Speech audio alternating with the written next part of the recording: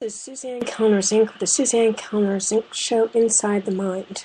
Today I would like to talk to you about the stress that our teens are under. What are our teens thinking about? I mean, really, what are they thinking about? You may be amazed to know, or maybe not, given the news broadcast of shootings happening in schools and in malls and in other places where we used to be very safe. However, according to a 2009 national survey conducted by the American Psychological Association, 28% of teens and 14% of tweens said that they worried a lot, or a great deal. The Centers for Disease Control and Prevention lists suicide as the third leading cause of death for youth between the ages 10 and 24. That translates into approximately 4,600 young lives lost each year in the U.S. We need to really think about what is going on with our teenagers as to why it is that they are feeling so depressed and so frustrated in the lives that they have. I have my thoughts about it based on my practice, and I'd have to say that because of a lot of the bullying that is going on in the schools and through nowadays Facebook, etc., a lot of kids who used to just play and have fun a lot, maybe once in a while would get into a fight here and there.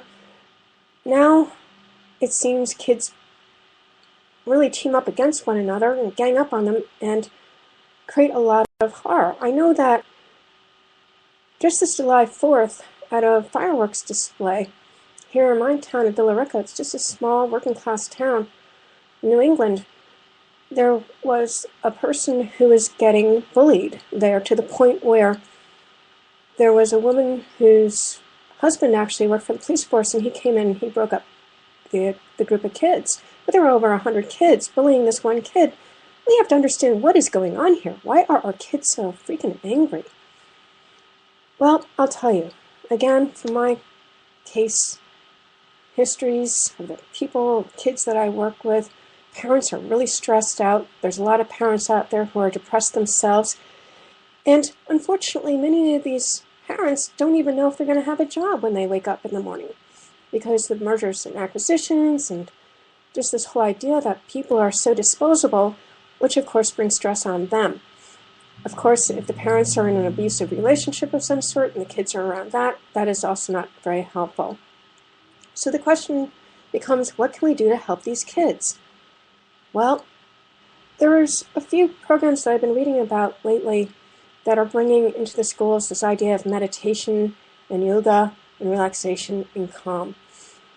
But I think a lot of parents can do a lot better by their kids. First of all, if you're not in a very happy marriage, do address it. And if the marriage isn't meant to last, let it dissolve. The kids will be happier that way in the long run. Yes, it will be a little difficult in the beginning, but the research shows that most kids get over it and they're able to do very well afterwards. It's much better than listening to their parents screaming and yelling at each other or feeling the stress in the family.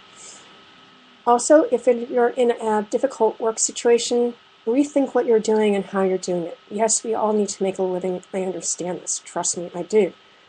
And your sanity is important, especially where your kids are concerned. If your kids are coming home and they're moping around, or they're no longer interested in the things that they used to be, or even in some cases they're laughing and they're happy all the time, this is also sometimes a cover for feeling depressed.